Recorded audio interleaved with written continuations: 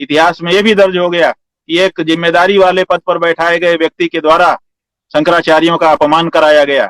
इतिहास में यह भी दर्ज होगा कि भारतीय जनता पार्टी के द्वारा मनोनीत किसी पदाधिकारी के द्वारा हिंदू समाज में फूट डालने वाले बयान दिए गए। कोई ऐसी परिस्थिति नहीं है कि अपने को अचानक कर देना पड़े। देखो, किसी समय 22 दिसंबर की रात को वहाँ पर मूर्तियाँ रख दी गई थी। वो एक परिस्थिति थी कि रात को 12 बजे जा करके घुस करके रख दिया रामचंद्र दास परमहंस आदि लोगों ने, उस समय के जो वहाँ के कलेक्टर थे नैयर साहब के सहयोग से। इतिहास में यह भी दर्ज होगा कि पौष मास में बिना मुहूर्त के हुआ। इतिहास में यह भी दर्ज होगा कि अधूरे मंदिर में जिसमें प्रतिष्ठा नहीं की जानी चाहिए उसमें प्रतिष्ठा हुई। इतिहास में यह भी दर्ज होगा कि देश के चारों शंकराचार्य उसमें नहीं पधारे। इतिहास में यह भी दर्ज होगा कि सनातन धर्म की वहां पर घोर उपेक्षा की गई।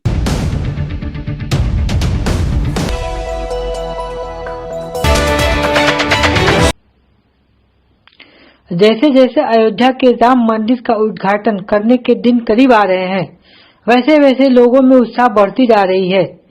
देश में हर जगह पीएम मोदी द्वारा दिए गए आदेशानुसार भारतीय मंदिरों में भजन कीर्तन का आयोजन जोर शोर से हो रहा है। साथ ही 22 जनवरी 2024 को सरकारी गैर सरकारी शिक्षण संस्थानों में अवकाश घोषित करने के लिए लेटर जारी कर दिया गया है। लेकिन इसी भारत में पीएम मोदी के द्वारा प्राण प्रतिष्ठा और उद्घाटन करने को लेकर चारों धाम के महंत ने पीएम मोदी के खिलाफ होकर कार्यक्रम में जाने से इनकार कर दिया है। अयोध्या के राम मंदिर प्राण प्रतिष्ठा और उद्घाटन समारोह में भाग लेने से इनकार करते हुए ज्योतिष पीठ के शंकराचार्य अभिमुक्तेश्वरानंद सरस्वती ने कहा कि चारों शंकराचार्य वहां पर नहीं जा रहे हैं। कारण क्या है, क्यों नहीं जा रहे हैं? किसी राग द्वेष के कारण नहीं, बल्कि शंकराचार्यों का ये दायित्व है कि वो शास्त्र विधि का पालन करें और करवाएं। अब वहाँ पर शास्त्र विधि की उपेक्षा हो रही है। सबसे पहली उपेक्षा क्या है कि मंदिर अभी पूरा बना नहीं और प्रतिष्ठा की जा रही है। कोई ऐसी परिस्थिति नहीं है कि अपने को अचानक कर देना पड़े।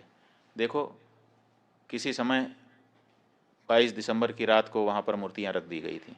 वो एक परिस्थिति थी कि रात को 12 बजे जा करके घुस करके रख दिया रामचंद्र दास परमहंस आदि लोगों ने, उस समय के जो वहाँ के कलेक्टर थे नैयर साहब के सहयोग से। और उसके बाद 1992 में ढांचा ढाया गया। उस समय कोई मुहूर्त थोड़े देखा जा रहा था।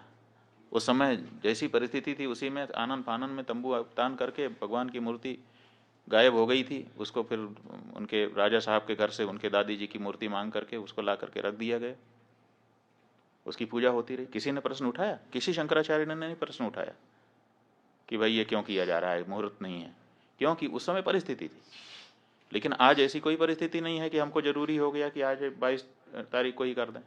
आज तो हमारे पास पूरा मौका है, हम अच्छे से बना करके प्रतिष्ठा कर सकते हैं। लेकिन फिर भी अधूरे मंदिर में प्रतिष्ठा कर दी जा रही है, तो ये हम कैसे स्वीकार कर लें? ये हमको कहना ही पड़ेगा पूछे जाने पर कि ये ठीक नहीं है। अब यही हम कह रहे हैं तो हमको कहा जा रहा है कि ये लोग तो विरोधी हैं, एंटी मोदी हैं। इसमें एंटी मोदी की क्या बात है? हम एंटी मोदी नहीं है, लेकिन हम एंटी धर्मशास्त्र भी नहीं होना चाहते। धर्मशास्त्र के अकॉर्डिंग ही हम स्वयं चलना चाहेंगे और अपनी जनता को भी चलाना चाहेंगे, क्योंकि हमको धर्मशास्त्र से पुण्य पाप का बोध होता है। राम हैं ये किसने हमको बताया? हमारे धर्मशास्त्र ने हमको बताया। राम की पूजा करने से तुम कृतकृत्य होोगे, ये किसने हमको बताया?